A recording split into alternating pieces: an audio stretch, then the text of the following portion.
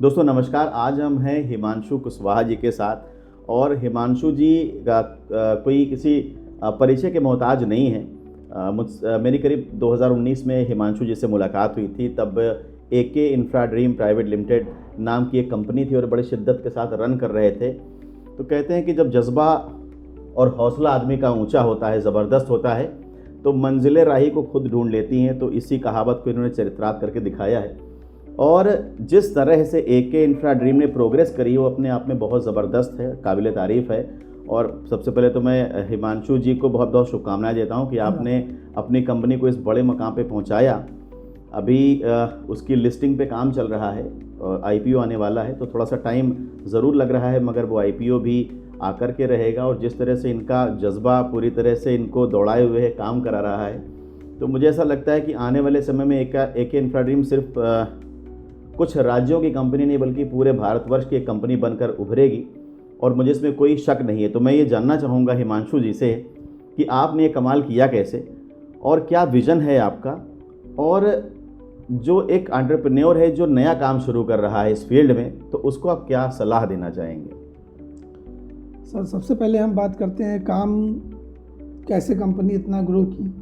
तो कोई भी कंपनी है, कोई भी ऑर्गेनाइजेशन होता है, वो सिर्फ एक व्यक्ति की सोच होती है कि कोई एक व्यक्ति सोचता है, लेकिन उसको बड़ा करने में पूरी टीम का सहयोग रहता है। तो एके इंफ्रा ड्रीम लिमिटेड बेशक एक सोच थी कि हम एक इस तरह की रियल एस्टेट कंपनी लाएंगे, जो बेसिकली रियल एस्टेट कंपनी तो बहुत सारी हैं, मगर एके का जो विज़न था रियल एस्टेट को लाना, वो ये था कि हम उस क्लास को पकड़ेंगे जिसके लिए प्लॉट लेना एक सपना है। और उसी सोच को पूरा करने के लिए पहला प्रोजेक्ट 2018-19 में लाया गया, जिसमें मात्र 50,000 रुपये का एक प्लॉट दिया गया 100 वर्ग गज का, जिसमें लगभग 2,000 से ज़्यादा उन लोगों ने ज़मीनें ली जिनके लिए ज़मीन लेना एक सपना था, जैसे कि रिक्शा वाले, ट्रॉली वाले, फल वाले, इस तरह के लगभग 2,000 से ज़्यादा ग्राहकों ने लिया। और जब इस सोच को लेके आगे बढ़ा गया तो बहुत सारे लोगों का भी ये सपना था कि हम इस सोच के साथ जुड़ें, और हमारी टीम एक प्रॉपर, हमारे साथ बहुत सारे लोग जुड़े, और उन सब का मेहनत और सबके सहयोग से आज कंपनी लगभग 3 राज्यों में अपने 30 से ज़्यादा प्रोजेक्ट को कर रही है। हिमांशु जी, अगर मैं गलत नहीं हूँ तो आपके बारे में ये कहा जाता है कि एके इंफ्रा प्रयागराज में सबसे बड़ी लैंड बैंक होल्डर कंपनी है। तो क्या ये सही है कि आपका लैंड बैंक सबसे बड़ा है प्रयागराज? लैंड बैंक नहीं कहा जा सकता, लेकिन हाँ, बेसिकली एके ने जो एक सोच लाया वो प्रयागराज में ही नहीं, पूरे पूर्वांचल में आज कंपनी की एक अपनी पहचान है, अपना एक साख है, अपनी एक रेपुटेशन है। और वो सिर्फ काम की बदौलत हुआ, क्योंकि बहुत सारे लोग आए, बहुत सारे सपने दिखाए, बहुत सारे वादे किए, लेकिन क्या होता है रियल एस्टेट में, ये दर्शक भी बहुत बेहतर जानते हैं और हम भी आप जानते हैं। लेकिन एके ने उस चीज़ को किया। आज 50,000 के 60,000 का प्लॉट हमने बेचा, और उस प्लॉट को भी हमने ए क्लास फैसिलिटीज़ के साथ डेवलप किया, जिसमें आज हमने उस 50,000 60,000 के प्लॉट में रोड, नाली, पानी सब कुछ बना करके, इवन गेटेड सोसाइटी है, पार्क है, सब कुछ डेवलप किया। तो जो ग्राहकों के बीच में एके के विश्वास को बहुत बढ़ाया, और आज वही विश्वास है जो कंपनी को लगातार प्रगति की तरफ लेकर जा रहा है। बहुत खूब। अच्छा, ये बताइए आपके अभी प्रोजेक्ट्स कहाँ कहाँ पे चल रहे हैं और क्या प्लानिंग है आपके फ्यूचर? अभी हमारे प्रोजेक्ट्स इस समय मध्य प्रदेश में रीवा, उत्तर प्रदेश में लगभग 10 से ज़्यादा जिलों में हमारे प्रोजेक्ट चल रहे हैं, बिहार में हमारे 10 से ज़्यादा जिलों में हमारे प्रोजेक्ट चल रहे हैं। आज कंपनी के यूपी, एमपी और बिहार में लगभग 30 से अधिक प्रोजेक्ट चल रहे हैं।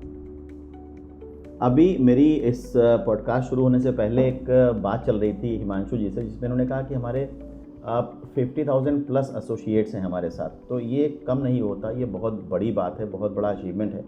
और किसी भी कंपनी के साथ अगर 50,000 से ज़्यादा एसोसिएट जुड़ जाएं तो उसको प्रोग्रेस करने से कोई नहीं रोक सकता, और वो कंपनी फिर किसी भी सेगमेंट में जा कर के किसी भी सेक्टर में काम कर सकती है। एक स्पेसिफिक सेक्टर में ना होकर के अगर आदमी चाहे कि हम इसको डाइवर्सिफाई करना चाहते हैं तो बिल्कुल किया जा सकता है। तो मुझे लगता है आप भी डाइवर्सिफाई ज़रूर कर रहे होंगे, कुछ ना कुछ प्लान कर रहे हैं। बिल्कुल। आज एके 7 साल में 15 कंपनियों का एक ग्रुप है जो 8 अलग अलग सेक्टर में काम कर रहा है, जिसमें रियल इस्टेट हमारा मेन सेक्टर है। इसके साथ साथ हम होम अप्लाइंसेस जैसे कि टीवी, फ्रिज, इसकी भी हमारी मैन्युफैक्चरिंग यूनिट है और जिसमें हम लगभग 25 से ज़्यादा प्रोडक्ट्स को हम मैन्युफैक्चर कर रहे हैं। साथ ही साथ म्यूज़िक इंडस्ट्री में लिंस म्यूजिक, फाइनेंस इंडस्ट्री में एके निधि लिमिटेड, साथ ही साथ एजुकेशन में भी कंपनी है, एके एजुकेशन के नाम से हमारा चैनल है और जो बच्चों को फ्री में शिक्षा देने का काम कर रहा है। बहुत बढ़िया, बहुत अच्छा। मैं एसोसिएटेड कैसे हुआ? मैं एक बार एक मोटिवेशनल सेशन करने गया था आपकी कंपनी में, मुझे वहाँ से कॉल आई प्रयागराज से कि एक सेशन करना है, कोई इवेंट था।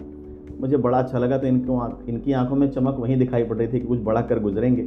और तब से लेकर के आज तक का सफ़र बहुत ज़बरदस्त रहा है और बहुत शानदार सफलता मिली है कंपनी को। कई सारे ऑफिसर्स कंपनी ने मेंटेन कर लिए बढ़ती मैन पावर रिक्वायरमेंट के ज़रिए, और जो भी इनकी ज़रूरतें बढ़ने लगी कंपनी की उसकी वजह से, तो कई अलग अलग जगह पे कंपनी ने अपने ऑफिस भी सेट किए। और फ्यूचर विज़न बहुत तगड़ा है कंपनी का। जिस तरह से आप काम कर रहे हैं, अभी इन्होंने मुझे एक बात और शेयर करी। इन्होंने कहा कि रियल एस्टेट में क्या होता है कि जब आप प्लॉट या कोई बुकिंग कैंसिल कराने जाते हैं तो रिफ़ंड लेने में महीनों का वक्त लग जाता है, लेकिन आपकी कंपनी में ये प्रोसेस 10 से 15 मिनट में। आपने मुझसे ऐसा कहा कि जब तक बंदा आकर के अपनी चीज़ों को समझाता है, डॉक्यूमेंट्स हैंडओवर करता है, चीज़ें वेरीफाई होती हैं, और जब तक वो बैठ करके चाय कॉफ़ी को एंजॉय करता है, उतनी देर में उसके हाथ में रिफ़ंड का चेक आ जाता है। तो ये बहुत बड़ी अचीवमेंट है किसी भी कंपनी के लिए कि अगर ऐसा कर पा रही है तो, क्योंकि ट्रस्ट बिल्ड करना ही सबसे बड़ी बात है। मैं आखिरी बात आपसे ये पूछना चाहूँगा कि जो बंदा नया काम शुरू कर रहा है उसे क्या ध्यान रखना चाहिए अगर रियल एस्टेट के कारोबार में जाना चाहता है तो? देखिए, रियल एस्टेट के कारोबार में आने से पहले काम को सीखना होगा।